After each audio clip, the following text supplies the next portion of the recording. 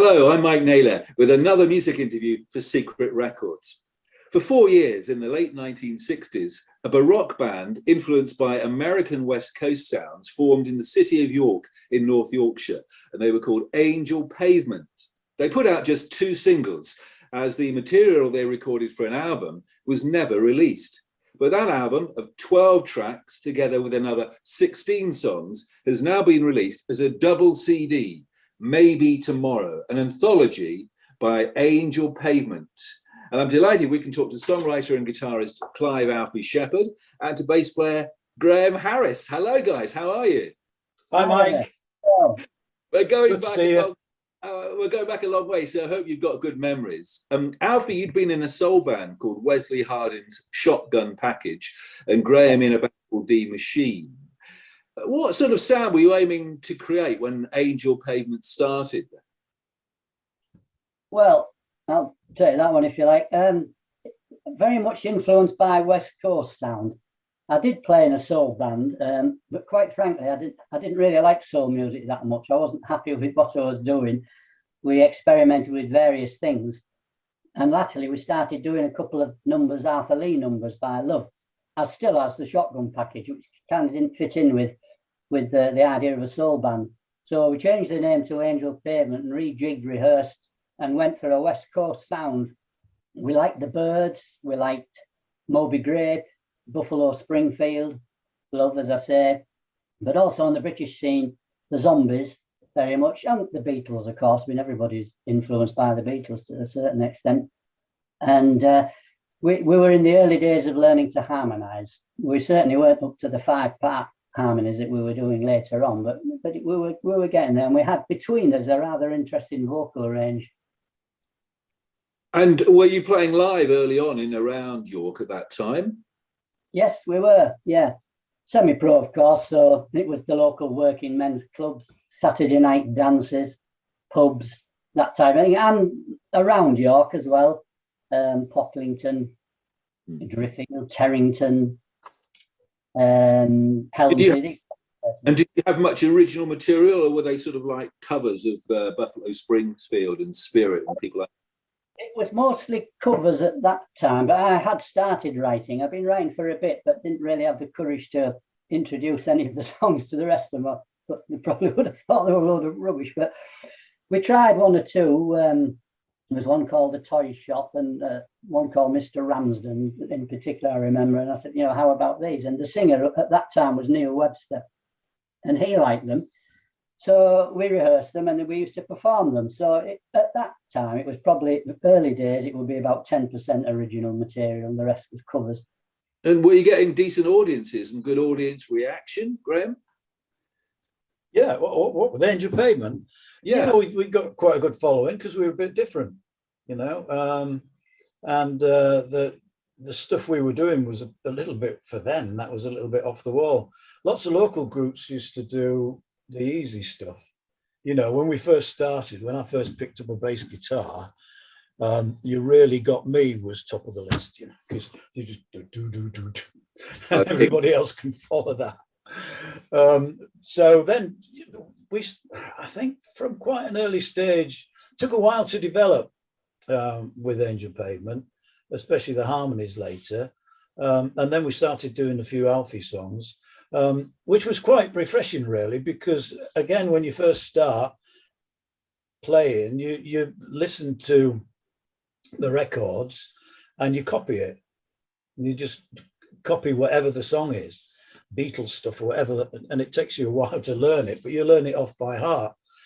But I found, certainly with bass and with everything else, really, that when you get original stuff, it's really refreshing to put your own mark on it and to work it out and stop halfway through a recording session and say, oh, what if we do that? Couldn't we do that? Couldn't we do a bit plinky plonky? And you can see a lot of that in the records. Well, I've got to say, it kind of brings to mind the Zombies and the Association, and obviously, I love them. I mean, yeah. but they were, and they still are, I think, quite complex songs. And Angel Pavement, you were getting guitar sounds like the jingle jangle Rickenbacker guitar sound of the Byrds, but later when you changed the lineup, Neil Webster and Alan Reed dropped out, and you brought in Paul Smith and Mike Candy Candler. You added trumpets and so on. It was a big full sound, wasn't it? Not easy to create, I don't think. I think a lot of that was down, and Alfie will agree, was down to our sixth member, really, Johnny Cartwright. He was, if you listen to some of the stuff, there's a beautiful acoustic riffs that he double tracks on, and then of course the trumpet. Apparently he learnt trumpet in the Scouts or something, wasn't it, Alfie? and that added such, especially in the studio, that added so much scope for us. It was brilliant, wasn't it, Alf? Yes, it was. Yeah, and he did play in the York Youth Orchestra in the early days. Did John? He was quite an accomplished musician. I think above all, the difference that John made, I mean, obviously it was a big difference with the trumpet and acoustic guitar, was his arrangements. I mean, I could write the song and I'd play it to the boys and say, yeah, we'll do that one, or no, I don't think so, as the case may be. But John would go away with it and he'd come back with an arrangement. And, to be honest, sometimes I think, crikey, did I actually write that? Is that the song that I started out with? He was that good. And he also added something to the vocals, I think. Graham, don't you? He was a very good falsetto singer. And it just gave us that bit more range up top, because I was a high vocalist, but I never sang falsetto. I couldn't sing falsetto. I used to pride myself in those days on being able to sing anything Graham Nash could sing. So that about summarizes my vocals. Range. I was more your Sasha Distel. Actually, I was the only one with a deepish voice. Mike Candy Candler, the drummer, he was the smallest member of the group, and he had the really deep voice, didn't he? You can hear that on one of the tracks. Did you find it easy to write songs and original material then, Alfie, given that, you did want to be in this kind of US West Coast sound? I found it hard to start with when I first started writing, and I think that shows in some of the songs that I wrote earlier on. But the more you do it, like a lot of things, the easier it gets. And I think that's because the more you do it, the more ideas you have going through your mind. If you get one idea, then that turns into two more. And I used to love changing tempos in songs. You'll hear that in When Will I See June Again, the instrumental break in the middle. It's a little bit MacArthur Parkish, I suppose, but I used to like doing that sort of thing. And of course, I played 12-string guitar in those days. I dropped that latterly, but that did, as you said earlier, a lot of jingle jangle, although we were conscious that we didn't want to sound like the Byrds. But there was nothing wrong with the guitar sound. It was a great sound. Absolutely. Well, we'll come on to talking about the album that was never released until now. You made a couple of demos, one in Sheffield, had a couple of covers on, one written by Neil Young, Flying on the Ground is Ron, which was a Buffalo Springfield song. And then it had a couple of originals, Five Sisters and Tootsie Wootsie Feel Good. Then you made another demo, The Rooftop Memories in Leeds. And then, of course, you decided, well, you needed to get those released. So you headed down to London, didn't you? Tell us about that, because you then played at a pretty swanky club, I think, in London's Mayfair. Yeah. Do you want to do that, Graham? Well, Sibylla's. Sibylla's was part owned by George Harrison, I think, wasn't it, Alf? And we got a weekend session. I've got the original order for the week. We're up to Charlie and Inez Fox, I think, we're up there. There's some big names there. I remember it was swanky, but I think we got changed in a cupboard. Everybody else did those days, and a very small stage, but we were really on form. We were very relaxed. I remember it quite well. We were very relaxed, and that's where we got the opportunity to go to Mexico, of course. That's right. Too, didn't we? Sorry. No, not Ipswich, Ilford, Oscar's Club. It was a long weekend, Friday to Monday. So a guy came to see you in London. He owned a hotel chain in Mexico, and you went out there for several months. And that, and I believe, is where you really had a chance to learn to become even a tighter band. Tell us about those gigs in Mexico. This is again before you kind of headed to Morgan Studios in London. Yeah, it was the guy's name was George Ruber. He was the president of the Downtown chain of hotels. So they were throughout the USA and Mexico. It was a new nightclub he was opening in the Mexico City, Hotel Aristos, and the nightclub was called La Pinta, and it was due to open in February 1969. That's right. So he made us the offer in November '68. So that was the time we had to all sit down and decide whether we were going to go professional or not. The parents weren't all that pleased in some cases, but we did it and flew off. Julie flew off via New York, and the opening night, I can remember, it was good, but we took our own instruments, but we didn't have our own equipment. And they said they would arrange all that, not to worry. And it was rubbish, absolute rubbish. I don't know, but you tweak the volume and the speaker just about hit in the backside. It was awful. So we complained about that, but we got away with it the first night, went down well. It was a good night. I think it just because we were an English band, a live English band, they went for it. But to be honest, once they kitted us out with Fender amps, all of us, and big ones at that. I mean, we were used to big amps. Graham and I both played through 100-watt stacks, and that was the sound we needed. That was the power we needed. Once we'd got those, we were fine. And we played from, I think it was Monday to Saturday. It was hard work. But then they realised it was all getting a bit same for us. They were very good, the management. And we started playing concerts outside Mexico City. And I swear, on the sun, it was our day off. But nevertheless, it was a welcome break of sorts for us to play elsewhere. And we did some nice gigs over there. And one of them, there was thousands there. It was, no, they're not, was it Guanajuato? Guanajuato, yeah. On a dam. On a dam. A concert on a dam, yeah. And we were actually superstars up there.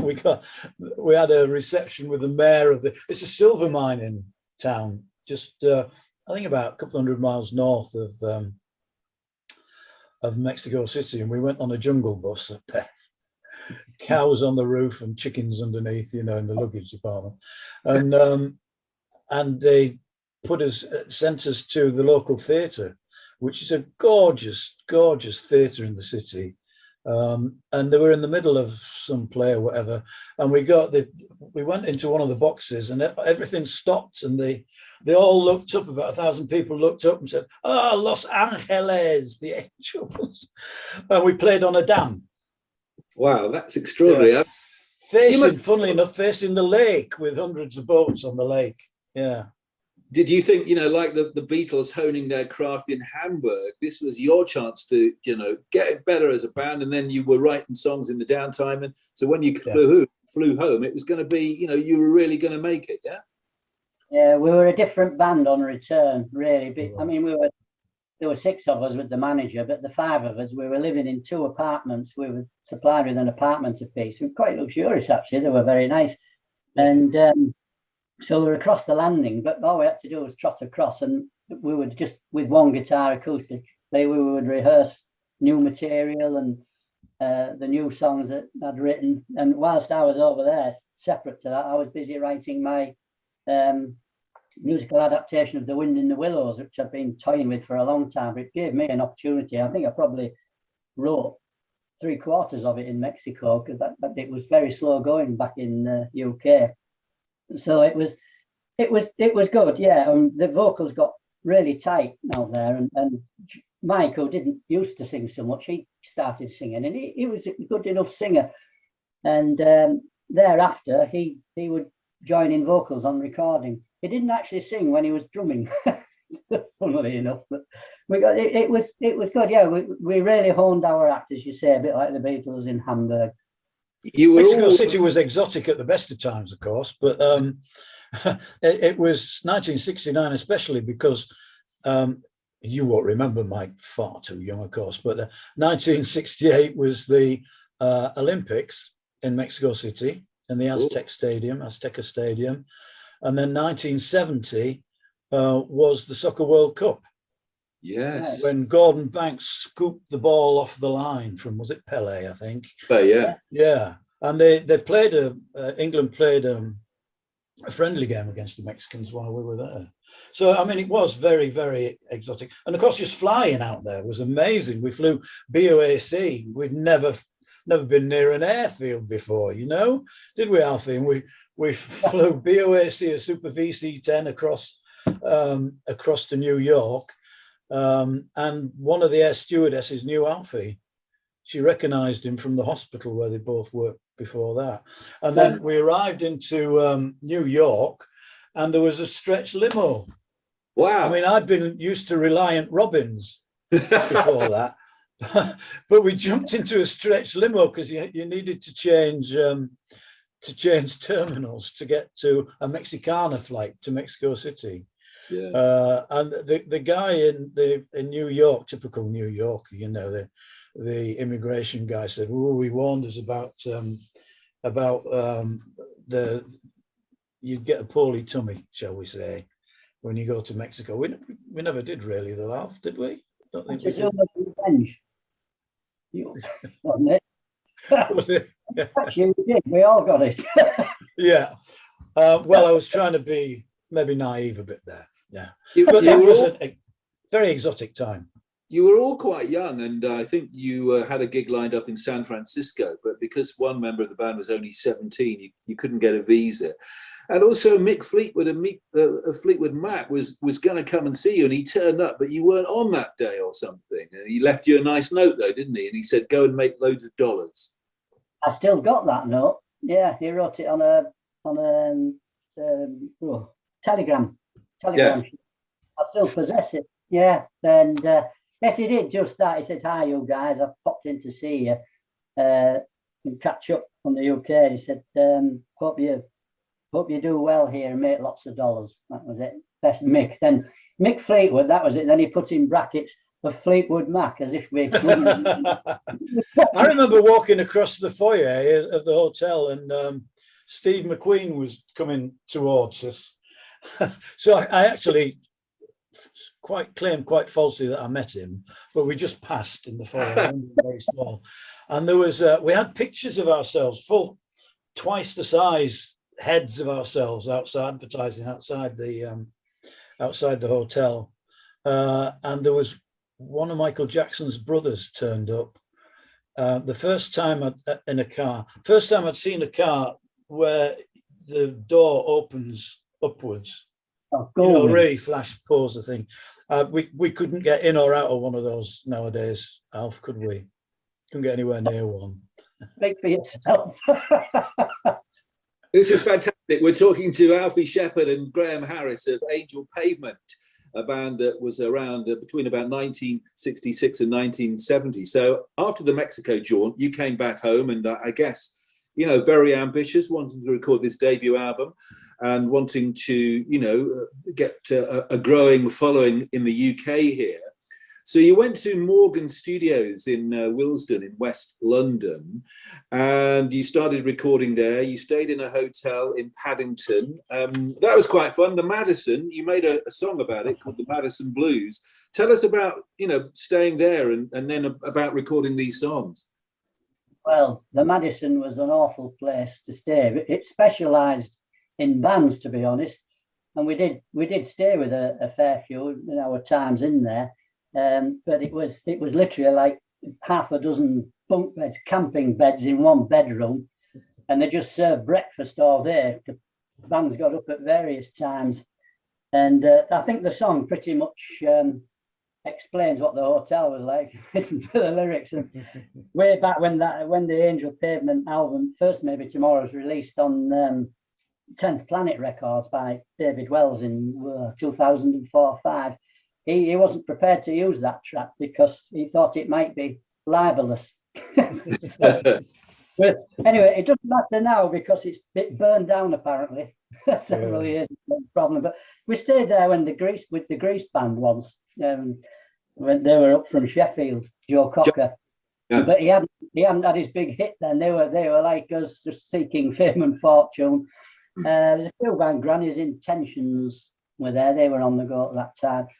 And I mean, we were young lads and it didn't bother us. I mean, there's no way I'd stay somewhere like that now, but we laugh about it, but it wasn't always good. But the studios, that was great when we first went.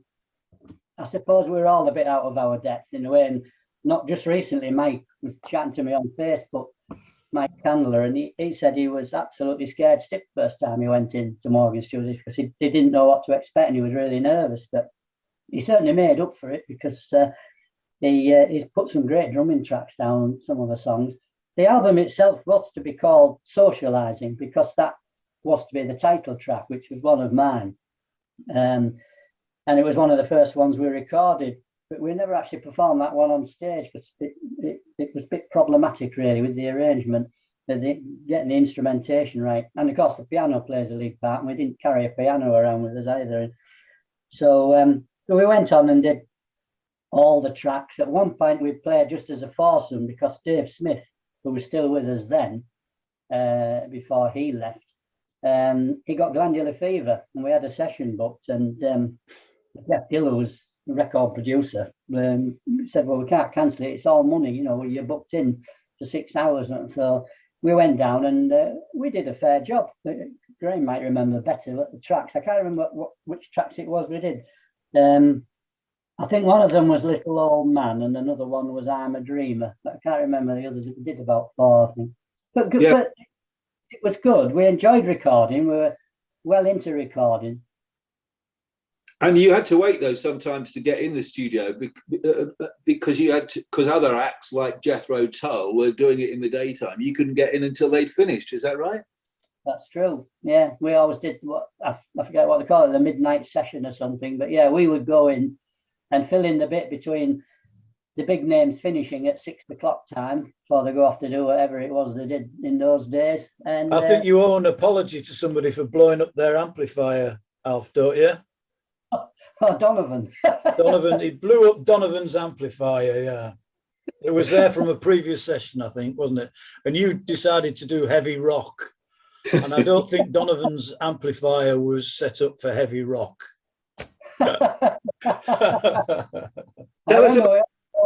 We managed to put Jethro Tull's harpsichord well out of tune. Yes. When will I see June again? It was all there tuned up, went to go at 9 o'clock the following morning. So he said, "Oh, right, we'll have a piece of that." And Danny Beckerman played it, didn't he? The arranger, he came in and played it. The time we'd finished, it was well out of tune again, and apparently it's quite expensive to tune. Sorry, Jethro, sorry. So you mentioned that the album was originally going to be called Socialising with Angel Pavement, and other tracks on what was going to be this debut album included Napoleon, Water Woman, and Green Mello Hill. Whole collection of diverse titles, really. And then, of course, you had these 2 singles, Baby You Gotta Stay from 1969, which was backed with Green Mello Hill, and then Tell Me What I've Got to Do from 1970, backed with When Will I See June Again. Now, Baby You've Got to Stay should have been a hit, and it got airplay on Radio 1 and on Radio 1 Club and Sounds of the 70s. I think Kenny Everett played it several weeks in a row on his show, didn't he? He did, yeah. 6 weeks he played it. And Tony Blackburn reviewed it in those days. He had the 7:30 show on Radio 1, and he reviewed a freshly released single each week. And he reviewed ours on it, and he said same you, it's going to be a hit. I like this one, it's good. But the way the system worked then, Philips Fontana, every Friday when the new releases came out, they put all their money behind one record, the one that they thought was the one. And we thought that was ours. But they thought it was the what do you call a bell? Blue Mink. Blue Mink, sorry, that's right, yeah. The Madeline Bell, wasn't it? Band. Yeah, the Blue Mink one. And of course that was a hit. They put the money into that. Where this money goes, I don't know. I mean, obviously publicity and maybe 1 or 2 back pockets, but nevertheless, it more libel. What made that very different to any other song that's on the that we recorded was that we never played any instruments on it. they'd pre-recorded it with the strings and everything. And don't look so shocked, Mike. Yeah. And they'd got a group to do the harmony, the vocals on it, and they didn't like it. So they said, well, look, will you do the vocals on it? And we did that. New experience for us, of course, Alfie, putting the headphones on really in a professional studio and just singing to the backing track. So, but I assure you, that's the only one that we never played on. That's Baby You've Got to Stay, yeah? Yeah. Yeah. That one decision to sort of put all their eggs in the blue mink basket has basically cost you a hit record, you could argue. We could, yeah. I think so. I think so. Yeah. They did, actually.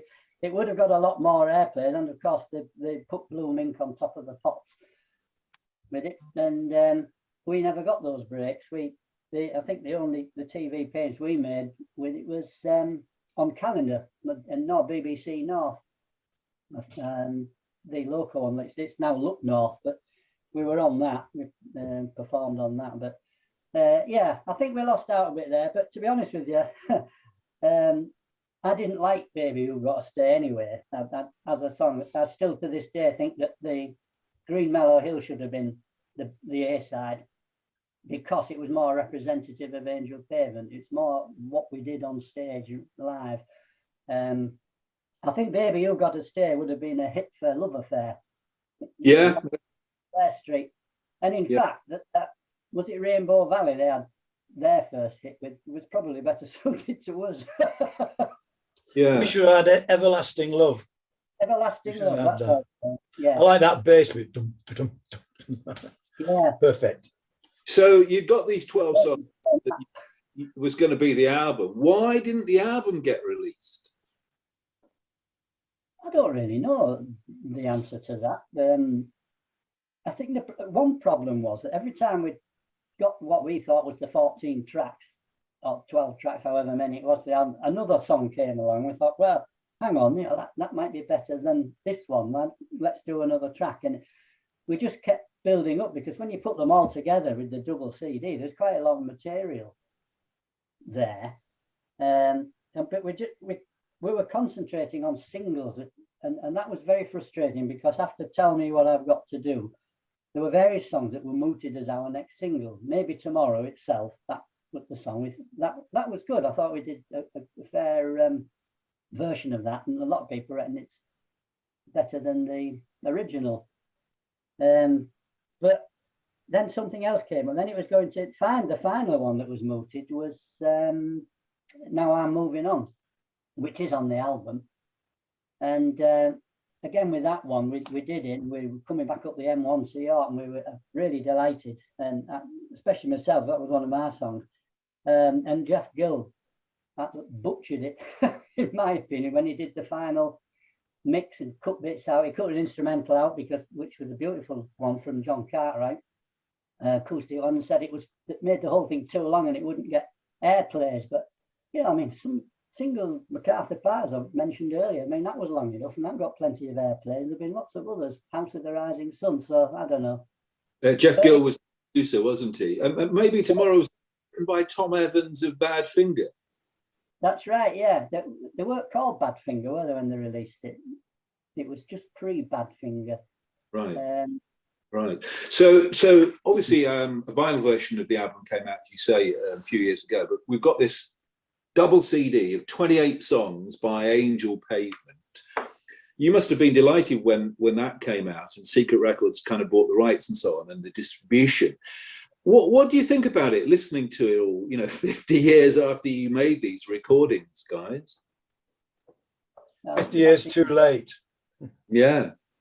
It's just great that it's not disappeared off into the ether, isn't it, Alfie? I mean, we're so proud of what we did. We were in the Netherlands, obviously, for 50 years, with families and kids and grandkids. And then as soon as they came out, I don't know, it was like an injection in the arm, and it reminded us.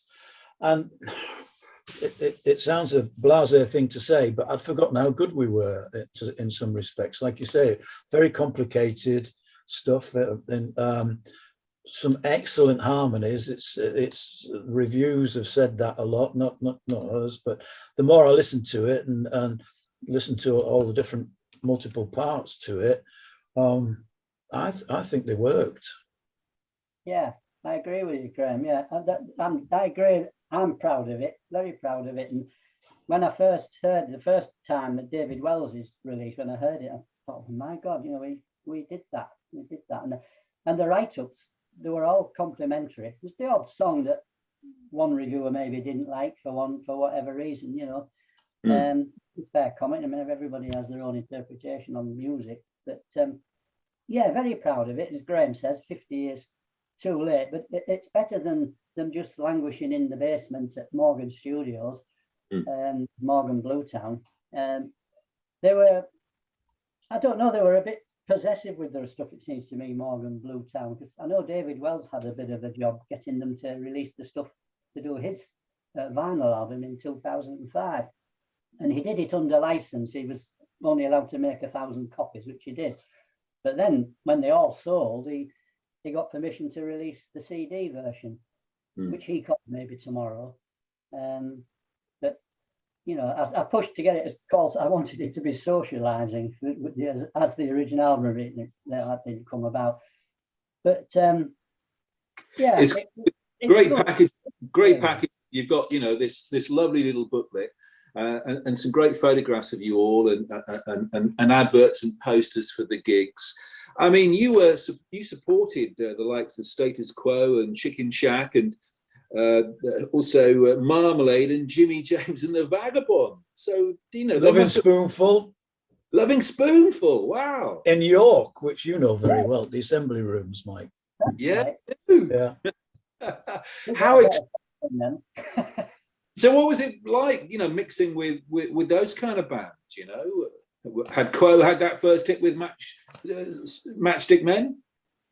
Yes, they had. I think when we played with them at Bellevue, that Ice in the Sun, I think, was their second single. That had just come out, and I was amazed at how loud they were. I remember that we were sat behind the stage at the back having a pint, and they started up there first. Well, they did the one session, we did one either side of them. And it just about blew the head off our beers. I thought, good Lord, that's behind. Out in front. And we were all mates together, these big names. That only one band ever came to high and mighty patronising with us when we supported them, and that was the Tremolos at Baston Playing Fields in Lincolnshire. Every year they did. They had a huge marquee with farm trailers for stages, and they had a big name band and a couple of support acts. And we did that for 3 years on the trot. We really went down well there. So we supported the Tremolos, Marmalade, and Gino Washington and the Ram Jam Band. Wow. And of course, several well-known bands were supporting you. Mud, The Sweet, and some band that had a guy called Gary Glitter in. Is that right?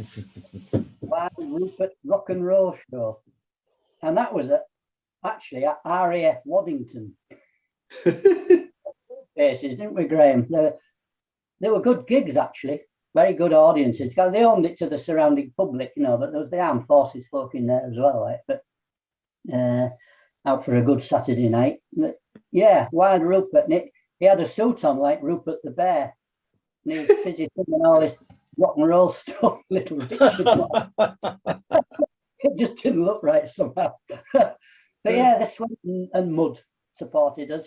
1970, I think it was. And then, they hung in there and they made it, My brother-in-law's forever telling me that, you should have kept going, Alfie. You should have kept them going. They'll come at some point, but it's easier said than done, especially, like Graham mentioned, we all subsequently married, had children, we've got grandchildren, and it's not a good basis for a marriage necessarily, unless you are successful and you're making a lot of money. We are still with the same girls, by the way, after all those years. Yes, we are. Yeah. I understand then why, you did decide to split, but it is perhaps a question of what if and what might have been if you just kept plugging away for another year or two, because as you say, then Mud and Sweet and so many bands, you know, paid their dues and had perhaps to wait. But I guess it depends, you know, getting a lucky break, a different producer, you know, maybe like and different maybe songwriters. They had Nicky Chin and Mike Chapman and Mickey Most on Rat Records, didn't they? I think. I guess you can't have regrets though. You had to move on, yeah, and live the rest of your life. Yeah, no regrets. No. Best years of my life in some ways, and a lot of things. I've got nothing but fond memories. I mean, I can't recall that we ever fell out as a band. No. I mean, some bands on fisticuffs and on a nightly basis and fall out, but no, we were good mates and barely a crossword, if any, quite frankly. We all got on. We socialised together as well, out on the Raz in York on a night off, you know. On the Raz. It's very Yorkshire, isn't it? On the Raz. Well, Alfie, you've got a bit of arthritis in your fingers, but Graham, you recently went to Middlesbrough to stay with Alfie, and you sort of picked up the acoustic guitars and had a little play around again together, didn't you? A little jam. Alfie's got he's got my only regret, by the way, is that I did sell my Fender Precision to put a deposit on the house when I first got engaged.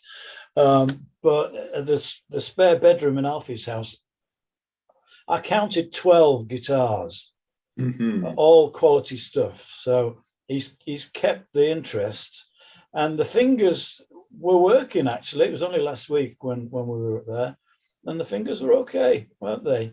You paid the price the next morning, but yeah, you couldn't play the exotic riffs, could you, nowadays? That you No. with it. Yeah, I've kind of lost the use of my little finger, which was I used a lot in the style. Well, it's been fantastic to sort of talk about these old times and taking us back in time. We've been speaking to Clive Alfie Shepherd of Angel Pavement, songwriter and guitarist, and to bass player Graham Harris, and the anthology called Maybe Tomorrow by Angel Pavement, 28 songs, is out now on Secret Records. And you can find all the details on the website, secretrecordslimited.com, secretrecordslimited.com. Guys, kind of, I remembered the name, and I certainly remembered that single, Baby You've Got to Stay. And it was really interesting hearing your stuff and hearing your story.